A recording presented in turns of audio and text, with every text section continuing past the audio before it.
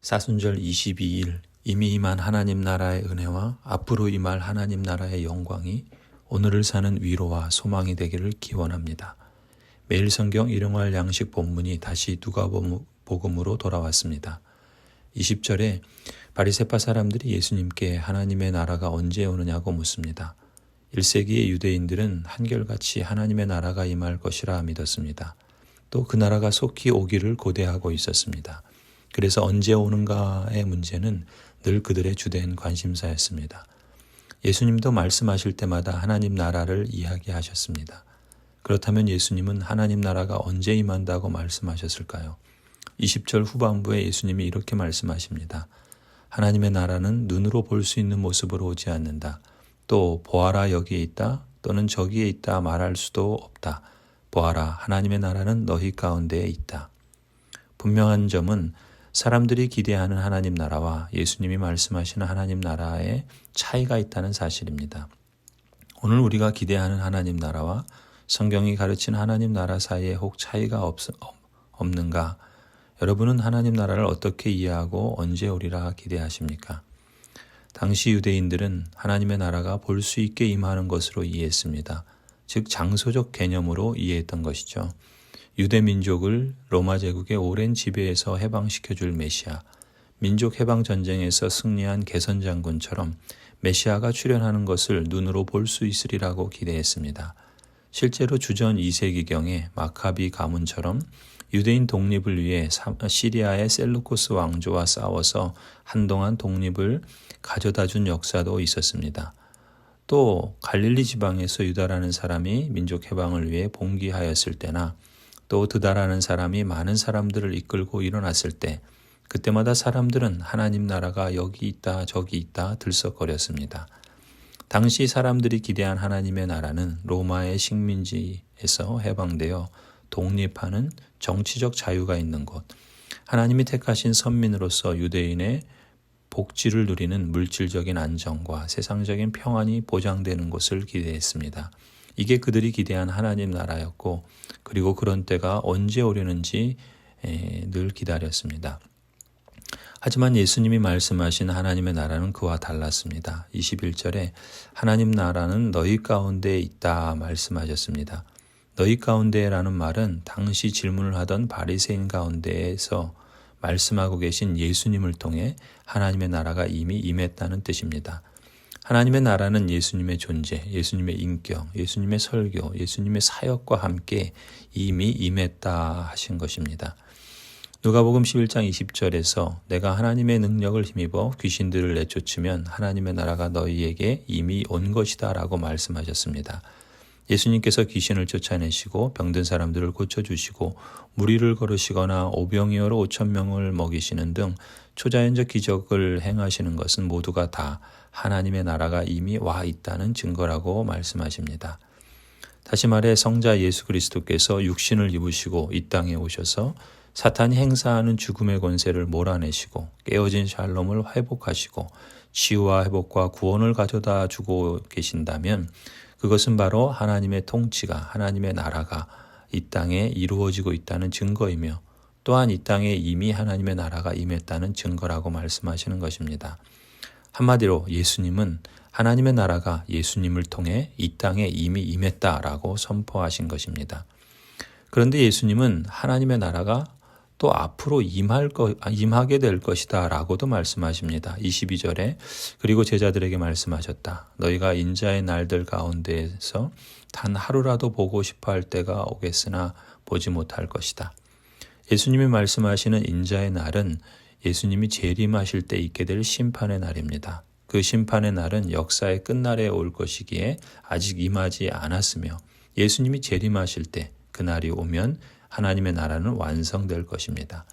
그 심판이 올 때까지 사람들은 노아의 시대나 롯의 시대처럼 살아간다고 말씀하십니다. 26절 노아의 시대에 일이 벌어진 것 같이 인자의 날에도 그러할 것이다. 노아가 방주에 들어가는 날까지 사람들은 먹고 마시고 장가가고 시집가고 하였는데 마침내 홍수가 나서 그들을 모두 멸망시켰다. 롯 시대에도 그와 같은 일이 벌어졌다. 사람들이 먹고 마시고 사고 팔고 나무를 심고 집을 짓고 하였는데 롯이 소돔에서 떠나던 날에 하늘에서 불과 유황이 쏟아져 내려서 그들을 모두 멸망시켰다. 인자가 나타나는 날에도 그러할 것이다.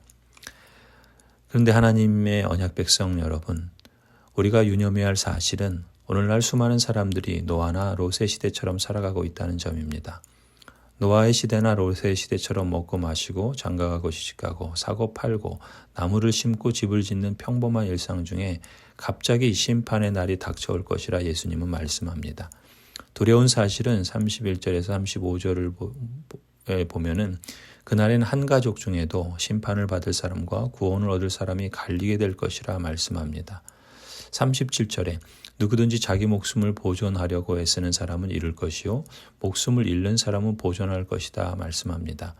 이 말씀을 풀어서 설명하면 누구든지 자기 자신의 힘과 돈과 세상적인 자랑으로 자기 목숨을 지키려고 애쓰는 사람은 하나님 나라의 생명을 잃을 것이요 이 세상이 추구하는 방식으로 살지 않고 예수님을 믿고 신뢰하며 하나님의 언약 백성답게 사는 사람은 이 세상에서 고난당하고 심지어 목숨을 잃을지라도 하나님 나라의 생명과 영원한 축복은 보존될 것이라, 보존해 주실 것이라 말씀하신 것입니다.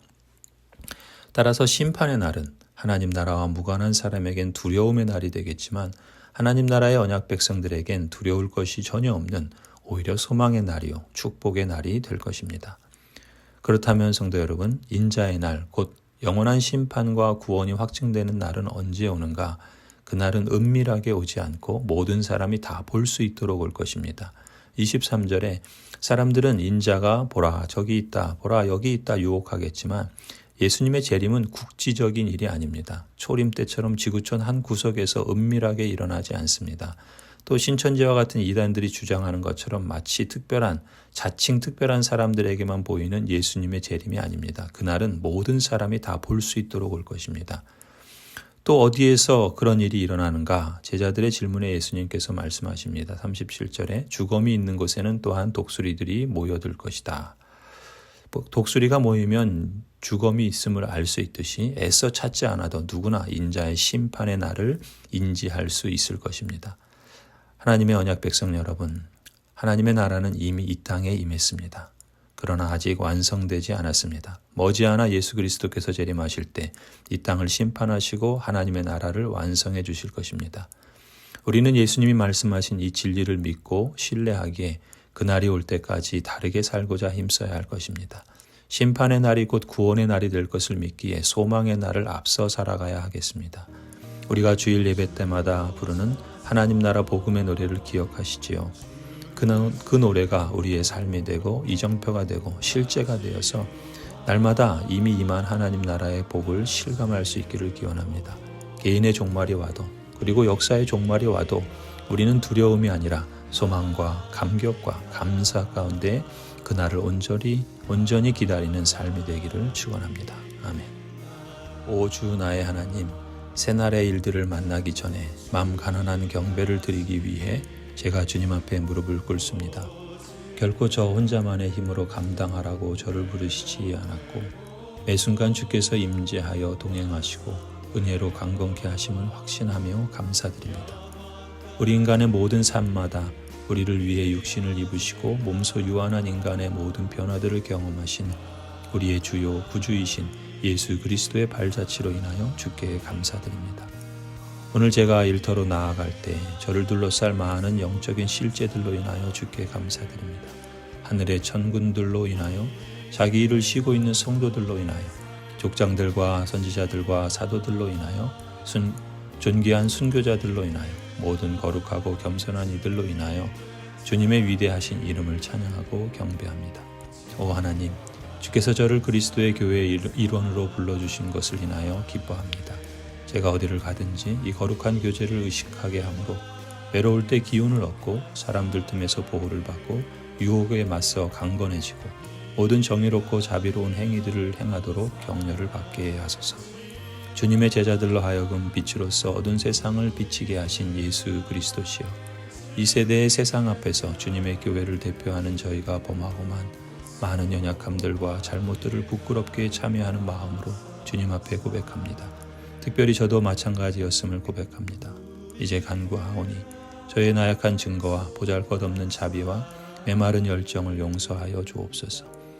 오 하나님, 가난한 자들과 압제받는 자들을 돌보셨고 질병을 치유하지 않고 그냥 지나치시거나 인간의 공경을 보고도 도움을 외면하신 적이 없으신 예수님의 합당한 제자로 제가 살게 하여 주옵소서. 오 그리스도시여, 주님의 권능이 늘 우리 안에 머물게 하시어 우리로 세상의 고난은 나눠지게 하시고 세상의 문제들은 고쳐가게 하옵소서. 아멘.